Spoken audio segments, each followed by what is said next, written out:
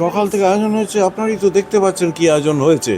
মানে অলরেডি তো একটা লট সিঙ্গাড়া ফুরিয়ে গেছে, এবার আরেকটা লট অর্ডার দেওয়া হয়েছে, আশা করি চলে আসবে। তো কাজে এই হচ্ছে ব্যাপার, এবং সাংঘাতিক অভাবনীয়, মানে আমাদের কাছে একটা মানে ভীষণ একটা মুভিং একটা ব্যাপার।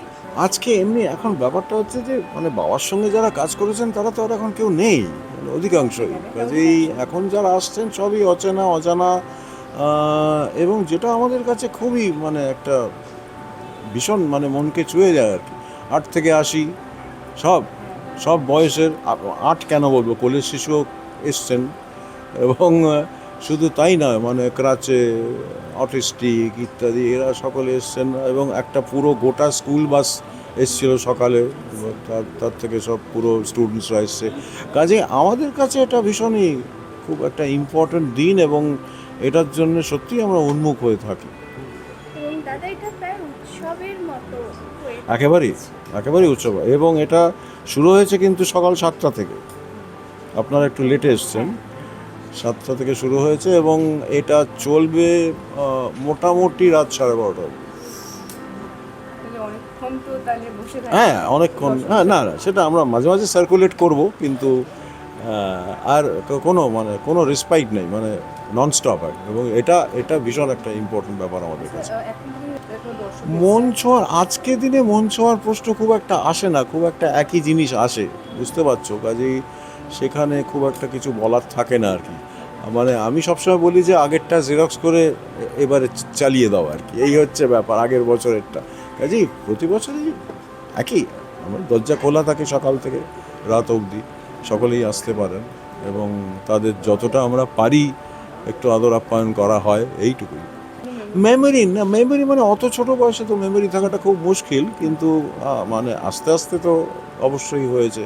পথের পাঁচালী শুটিং ভীষণ ফেন্ট আমার মনে আছে, তো কাজেই সেরকম তো হয়েছে অবশ্যই, কিন্তু একেবারে খুব ছোটোবেলা তো মেমোরি সেরকম থাকে কি আমার তো মনে হয় না, খুবই ফেন্ট, খুবই ফেন্ট, যেটা ওটা বলার মতো নয়।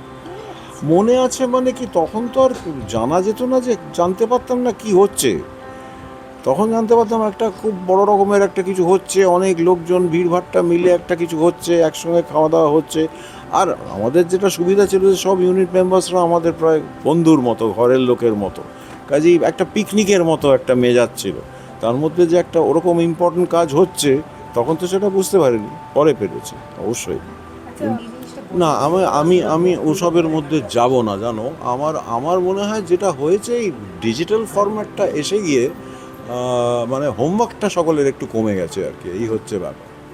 যে সব মানে অ্যাঙ্গেল থেকে তুলে নেওয়া হচ্ছে, তারপর যিনি এডিট করছেন তার একেবারে মানে হসপিটালাইজড হয়ে যাওয়ার জোগাড় আর কি, যে এত জিনিস পাচ্ছেন।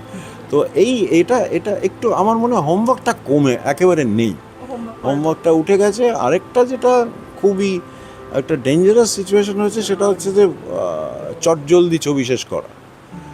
ইনফ্যাক্ট সকলেই এমনিতেই ওটিটিতে নিয়ে ভীষণ ব্যস্ত, মানে এখন ওই প্যান্ডেমিকের পর ওটিটিটা ভীষণভাবে একটা মাথাচাড়া দিয়ে উঠেছে, তো আগে তো সেটা ছিলই না।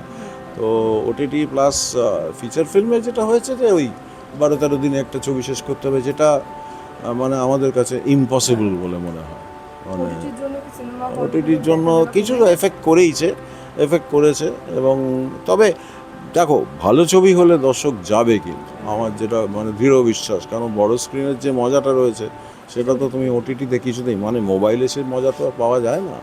তো কাজেই সেটাই আমার মনে হয় যে ডিজিটালি এবং মানে যেমন ক্ষতিও করেছে, তেমন অবশ্যই পজিটিভ দিক নিশ্চয়ই আছে, নিশ্চয়ই আছে, কিন্তু ওই আর ওই আর কি। এখন তারপরে এআই টিআই চলে এসে তো স্বপ্নেশে কাণ্ড একটা শুরু হয়ে গেছে আর কি, এটাই হচ্ছে ব্যাপার। মানে এআই যদি খারাপ হাতে পড়ে তাহলে এর থেকে খারাপ জিনিস আর কিছু হবে না, এটাই হচ্ছে ব্যাপার। সেই দর্শকদের আজকে দিনের কি দর্শকদের আমি বলবো যে মানে দেখো, আমি এটা বলবো না যে একেবারে বাংলা ছবির পাশে এসে দাঁড়ান টাড়ান না, মানে সব ছবি দেখুন, বড় পর্দায় দেখুন, এটাই হচ্ছে আমার মেন ব্যাপার। বড় পর্দায় দেখুন, আর আর ভালো বাংলা ছবিকে মানে সেটা একটু বুঝতে শিখুন যে কোনটা ভালো কোনটা খারাপ আর কি, এই হচ্ছে ব্যাপার। এবং করা দরকার? এবং ভালো ভালো ছবিকে এনকারেজ করা ডেফিনেটলি দরকার। আর এই তো মোরালেস